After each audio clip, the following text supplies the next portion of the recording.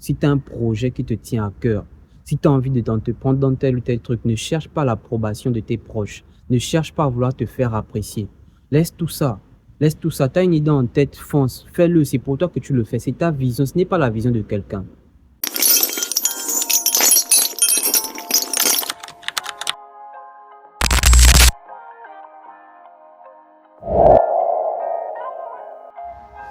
Ouais les gars, j'espère que vous allez bien. Moi ça va parfaitement bien. Tu connais.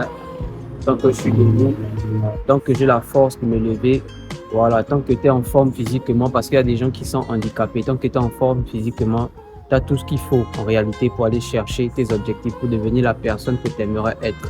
Et justement, ce dont je veux vous parler aujourd'hui, c'est quoi? C'est que j'ai remarqué que lorsque tu as un projet, lorsque tu as une idée en tête, que tu as envie de lancer un business, tu as envie de te lancer dans la musique, tu as envie de te lancer dans une carrière de footballeur et que tu essaies d'en parler à tes proches, tu remarqueras que la façon dont ils réagissent à cela n'est pas toujours la façon que toi tu aurais aimé qu'ils puissent avoir. C'est-à-dire ils ne manifestent pas assez d'enthousiasme lorsque tu leur fais part de tes projets. Tu vois, par exemple, tu as un ami, tu lui dis que ah Mani, moi en vrai de vrai, l'école c'est pas trop ça, l'école c'est pas trop mon truc, tu vois un peu. Moi j'ai envie de me lancer par exemple dans la musique, j'ai envie de commencer à vendre mes habits histoire de gagner mon argent un peu. Il va te dire, oui Mani, c'est vrai, tu as un bon projet, tu as une bonne idée, mais en réalité, il n'est pas avec toi. En réalité, il n'est pas avec toi. Lorsque tu as une meuf, tu lui dis, ah bébé, tu lui fais asseoir, tu lui dis que là, en réalité, on doit commencer à limiter les sorties parce que ça nous fait dépenser de l'argent inutilement. Et généralement, quand c'est une meuf qui n'a pas la vision, elle te dira quoi? Que non, et tout, on peut s'amuser. Le fait qu'on s'amuse ne nous empêche pas d'avancer dans nos projets.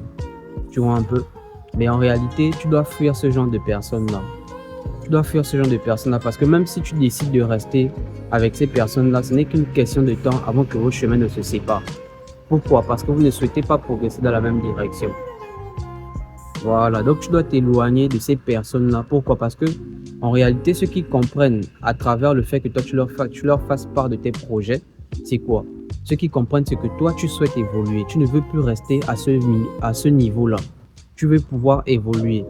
Mais ils vont toujours te donner des idées contradictoires ou bien ils vont te renvoyer une énergie qui te font comprendre que en vrai, c'est pas trop nécessaire. Tu vois un peu, tu dois fuir ces personnes-là. Pourquoi? Parce que la malchance est contagieuse en réalité. La malchance est contagieuse. Voilà. Ça veut dire, tu n'as pas besoin de l'approbation, tu n'as pas besoin d'un avis extérieur pour pouvoir faire ce qui est bon pour toi, pour pouvoir faire ce qui est bon pour ta vie, pour pouvoir progresser dans ta vie. Tu vois un peu. Parce que la réalité, c'est que l'être humain a horreur de se faire dépasser par des gens qui sont proches d'eux. Tu vas remarquer que c'est souvent des personnes qui sont même extérieures, des personnes qui ne sont même pas dans ton cercle, qui vont plus t'encourager dans tes projets que des personnes qui sont proches de toi. Voilà. Parce que l'être humain a souvent cette tendance-là à avoir un sentiment d'être largement supérieur à toi. Tu vois, la nature humaine est ainsi faite, que ce soit dans cette vie, que ce soit dans une autre, que ce soit dans cette époque, que ce soit dans une autre, ça a toujours été comme ça. Voilà pourquoi tu ne dois rien attendre de tes proches, tu ne dois rien attendre, tu ne dois pas attendre un soutien. Si personne ne t'aide, si personne ne te soutient, soutiens-toi toi-même, motive-toi toi-même à aller de l'avant, motive-toi toi-même à entreprendre tes projets parce qu'en réalité, tu sais pourquoi tu fais ça, tu sais pourquoi tu as envie de te lancer dans tel ou tel truc. Moi, il y a un truc, il y a une raison pour laquelle moi j'ai commencé à faire des vidéos. Et la raison, c'est que je ne veux pas me retrouver 15 ans plus tard ou 30 ans plus tard ou 40 ans plus tard sur un lit d'hôpital. Et puis je suis là en train de réfléchir à ce que j'aurais pu faire de ma vie alors que j'ai eu l'occasion de me lancer, j'ai eu l'occasion de faire ce que je voulais, faire de ma vie, de suivre mon instinct.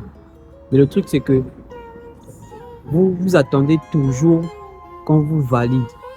Vous attendez toujours quand vous validez. C'est ça là qui vous empêche d'avancer. C'est ça là qui vous empêche de progresser dans vos projets, dans vos idées. Et vous êtes là, vous procrastinez sur des trucs. Le truc que tu dois comprendre, c'est que tant que tu ne bouges pas, tant que tu ne décides pas d'avancer, ta vie ne changera pas. Ta vie restera toujours au même niveau, tant que tu ne décides pas de vouloir progresser. Et souvent, ça attire le mauvais œil de vouloir faire part de tes projets à tes proches. Pourquoi? Parce que ce que tu dois comprendre, c'est que comme je t'ai dit, l'être humain a horreur de se faire dépasser par des personnes proches de son entourage. Et souvent, je te comprends parce que tu as envie de progresser avec tes proches. Tu as envie que vous tous vous puissiez progresser ensemble. Moi aussi, je suis passé par là. Moi, je voulais partager ma vision à mes proches. Je voulais qu'on progresse tous de la même manière. Mais avec le temps, j'ai remarqué qu'il y a certaines personnes qui ne sont pas faites pour réussir. Il y a certaines personnes qui ne sont pas faites pour réussir parce que je ne peux pas concevoir, je ne comprends pas comment un jeune homme ambitieux, comment quelqu'un qui veut réussir, quelqu'un qui veut progresser, passe son temps à parler des sujets inutiles en longueur de journée, passe son temps à faire des choses qui ne vont pas réellement te faire progresser, à aller dans des boîtes de nuit. Regardez un peu la jeunesse d'aujourd'hui. La jeunesse d'aujourd'hui, en réalité, si tu ne pars pas au snack, si tu ne pars pas dans les boîtes de nuit, tu ne pars pas dans les chills, tu n'es pas, on va dire quoi, tu n'es pas à la mode. Tu n'es pas à la mode, tu n'es pas obligé de faire comme tous ceux-là. Vous n'avez pas les mêmes combats. Vous n'avez pas les mêmes combats. Celui qui veut en tout et pour tout se montrer homme de bien ne peut manquer de périr au milieu de tant de méchants. Je répète, celui qui veut en tout et pour tout se montrer homme de bien ne peut manquer de périr au milieu de tant de méchants.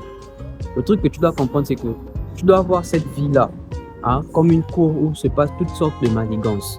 Par conséquent, on est tous bloqués dedans, on est tous dans cette cour-là. Donc rien ne sert de vouloir rester en marche quand il s'agit de succès, quand il s'agit de quête de pouvoir. Parce que la vérité, c'est que mieux t'es bon dans ce domaine-là, mieux t'es fort, mieux t'as du succès, mieux tu seras en tant que partenaire, en tant qu'amant, en tant que mari, en tant que père, en tant qu'enfant. Mieux tu seras apprécié, mieux tu seras bon en tant qu'ami. Parce que la vérité, c'est que on est tous ensemble par intérêt. Que vous le vouliez ou non, nous sommes tous ensemble par intérêt. Si quelqu'un ne t'apporte rien de concret dans ta vie, si quelqu'un ne t'apporte rien qui ne puisse te faire progresser, mieux vaut pour toi de couper les ponts avec cette personne-là parce qu'en réalité, cette personne te tire vers le bas. Oui, cette personne te tire vers le bas en réalité. Voilà pourquoi tu dois t'éloigner des personnes qui ne partagent pas la même vision que toi. Et puis, arrêtez souvent de vouloir attendre la validation. Je mets encore l'accent dessus. Arrêtez souvent d'attendre la validation de vos proches. Parce qu'en faisant cela, vous pouvez vous attirer seulement que des ennuis. Je vais te prendre un exemple.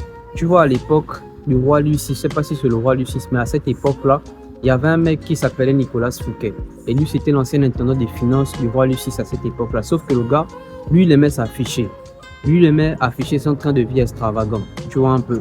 Et il s'était fait construire l'un des plus grands châteaux de France. Et pour l'inauguration de son château, il avait invité le roi Louis VI et quelques autres personnalités publiques de l'époque. En gros, le gars, il avait fait un méga chill, tu vois, un peu pour l'inauguration de son château.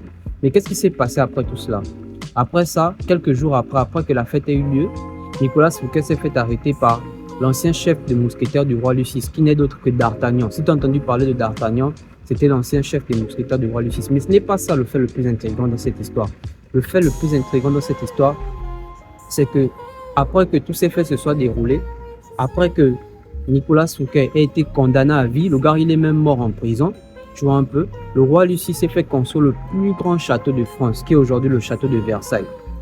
Bon, de toi à moi, tu penses sincèrement, tu penses sincèrement que si la richesse, si le train de vie de Nicolas Fouquet, si la cote, la popularité de Nicolas Fouquet ne gênait pas ou ne faisait pas de l'ombre au roi Louis VI, tu penses sincèrement qu'il devait chercher à le faire arrêter puis par la suite construire le plus grand château de France?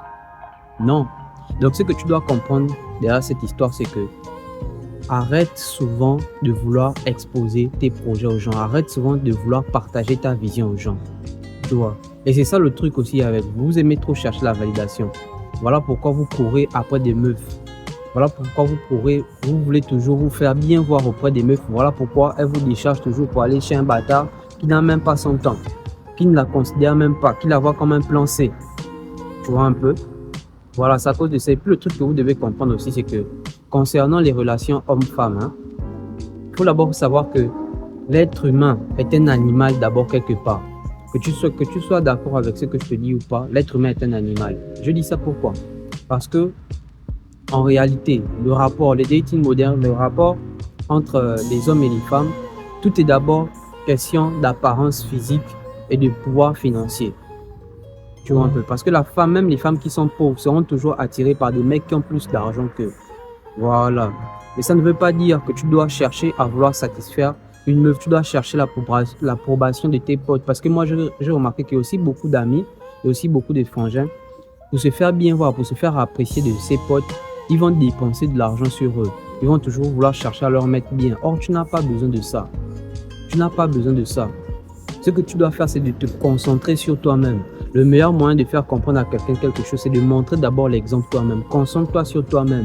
Cherche à devenir des hommes forts financièrement. Cherche à devenir des hommes forts physiquement. Cherche à devenir des hommes forts intellectuellement. Cherche à devenir des hommes forts culturellement parlant. Voilà, mieux tu seras fort dans ta quête de pouvoir, mieux tu seras en tant qu'ami. Tu n'as pas vu Balthazar. Tu n'as pas vu Balthazar, comment il a chipoté toutes les mamans là.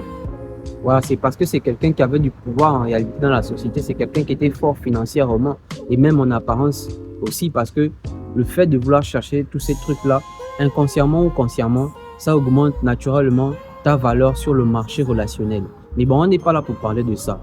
Les gars, ce que je veux que vous reteniez, c'est que en réalité, si tu as un projet qui te tient à cœur, si tu as envie de te prendre dans tel ou tel truc, ne cherche pas l'approbation de tes proches. Ne cherche pas à vouloir te faire apprécier. Laisse tout ça. Laisse tout ça. Tu as une idée en tête, fonce. Fais-le. C'est pour toi que tu le fais. C'est ta vision. Ce n'est pas la vision de quelqu'un. C'est ta vision. Ce n'est pas la vision de quelqu'un.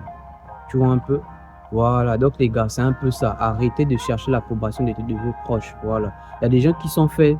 Il y a des gens qui sont nés pour échouer. Il y a des gens qui sont nés pour rester pauvres. Voilà. Traîne avec des personnes qui t'apportent un plus. Traîne avec des personnes qui te tirent vers le haut. Voilà, et je vais te dire, hein, pour faire réaliser cette vidéo-là, j'ai peut-être essayé de tourner cette vidéo-là 4 ou 5 fois.